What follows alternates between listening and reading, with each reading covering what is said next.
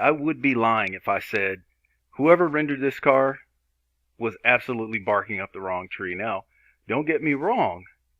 I don't like the fact that this is completely made like the front of an Audi R8, but I do believe that some of the elements that are involved here do actually make the car look better. I mean, it even without the wing, it still looks really, really good. And typically with the current version or the way the Corvette looks, I don't know, it just doesn't, without the wing on the back, it just doesn't look that great to me. So hang tight, guys. I got some good stuff for you. Thank you for joining me.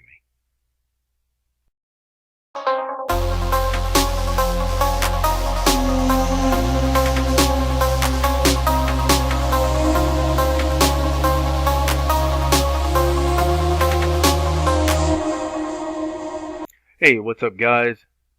Thank you for joining me again and welcome to the channel.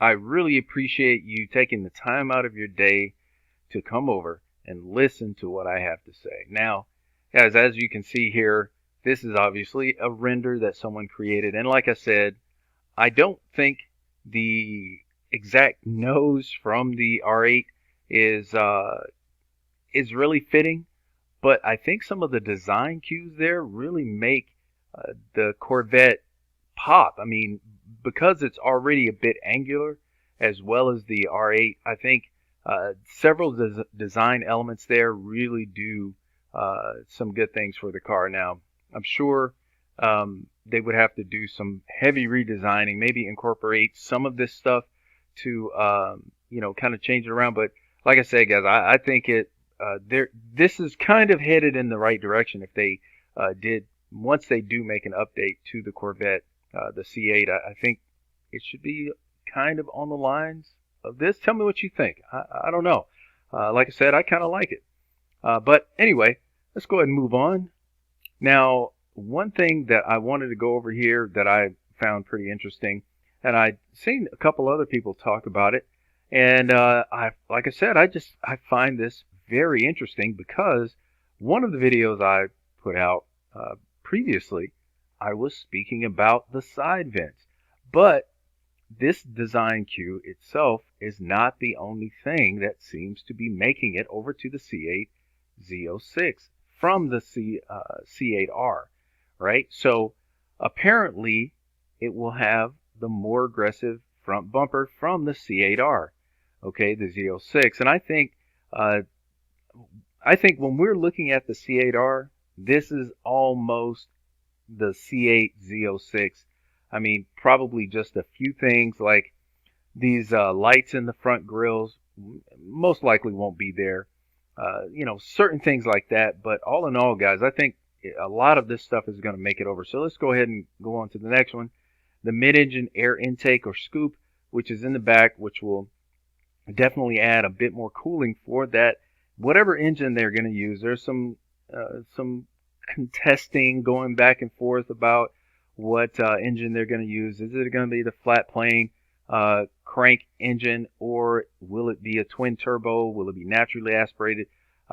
It'll be interesting to see what actually it turns out to be. I think it will be naturally aspirated flat plane crank, which I have no problem with that. I do like forced induction cars, don't get me wrong, but I think the noises that flat plane crank engine will make, if I can say it correctly, is just going to be beautiful. I cannot wait. And then to imagine what it would sound like with an aftermarket exhaust is just heavenly.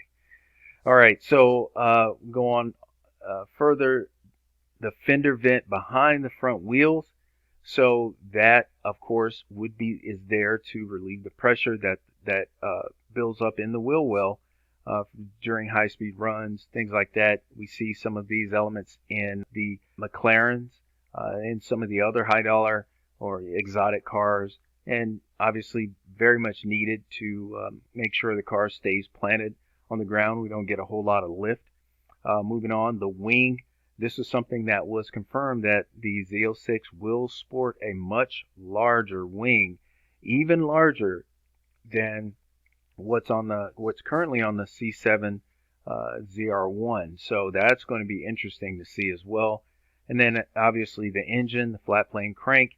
Like I said, pretty interesting stuff here, guys. It's I mean, I am very excited to see the reveal of this C8 Z06. That's going to be extremely, extremely nice. I have come to the conclusion that I am going to just wait for the Z06 rather than get just a C8 Stingray. Now, actually, I don't even believe I'd be able to get a C8 Stingray 2020. I think all of those are already spoken for, so it would be the 2021 that comes out. But either way, I am more interested in the Z06 anyway. Okay, so I have another article here for you.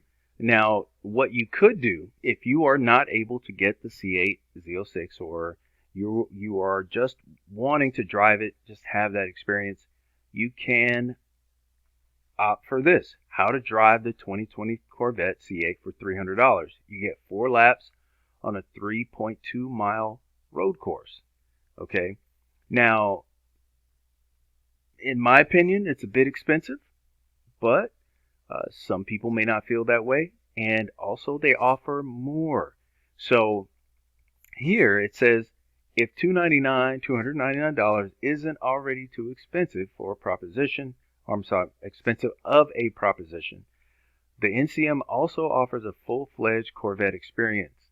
In addition to driving a C8 Z51, which has a sport suspension, yada yada yada, all that good stuff, you also get classroom instruction, lunch, and a VIP tour of the museum. That program is more than double the price at $800, essentially $799. Yeah, I think I'll pass on that one. I think I'll pass on that one for sure. Definitely, though, this is a viable option if you're interested in, or just that interested in driving the car. Again, it is something that is available. All right. Now, one thing that I have always wondered, why is it that Chevy has never made a twin turbo V6 Camaro? Now, yes, I know traditionally it has a V8, but the way I look at it is I would be very interested in buying a twin turbo V6 SS, right? Or a ZL1, or whatever you want to call it. If if they wanted to give it a different name outside of even the ZL1, but all in all, I would be very much interested in a V6 turbo. Chevy has an awesome V6 that they put in the Cadillac already, or GM rather. And this V6, this engine actually puts out quite a lot of horsepower. This it's the LF3 engine, and it makes 420 horsepower, right? 430 pounds of torque. That is pretty dang good, right? Now they did put this engine in the I think it's the ATS-V, and hey, from what I've seen, that car performs very, very well. Now they do build a Camaro on the same platform as the ATS-V, so I don't know. To me, like I said, I would be very interested in buying. And to be honest with you, just to be totally honest with you, I probably would have bought the V6 twin turbo as opposed to the V8. Now maybe that gives the V8 some competition they don't want to have in the model. But I mean, I'm just saying. I mean, it would get better gas mileage most likely. Um, and V6 or turbo cars are easily modified. You can get all types of power out of them. And then you're talking about a lighter car that it could very easily have better performance even, just depending on which way you want to go. I don't know. My mindset is give the customer as many options as feasible. And I don't think this would be, outside the realm of possibility. Or at the very least, if they gave you an option to just choose the V6 turbo over the V8 if you wanted that. So I don't know.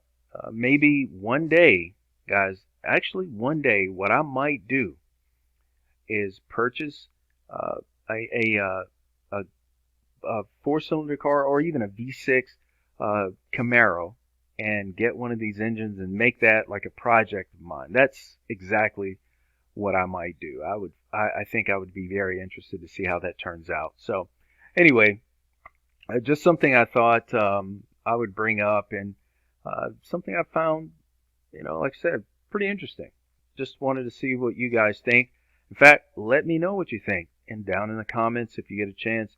Also, guys, make sure you please go ahead and like and subscribe. You know the drill. Also, I'm going to be bringing content on a regular basis, probably once or twice a week in the interim. But I do plan on, once the weather gets better and we get more sunny days, doing some stuff outside with the car and bring you guys along with some other projects that I have I'm going to start doing. So definitely stay with me on that, guys. I really appreciate it. But all of that being said, until next time, thank you for joining me. Take care of yourselves, and God bless.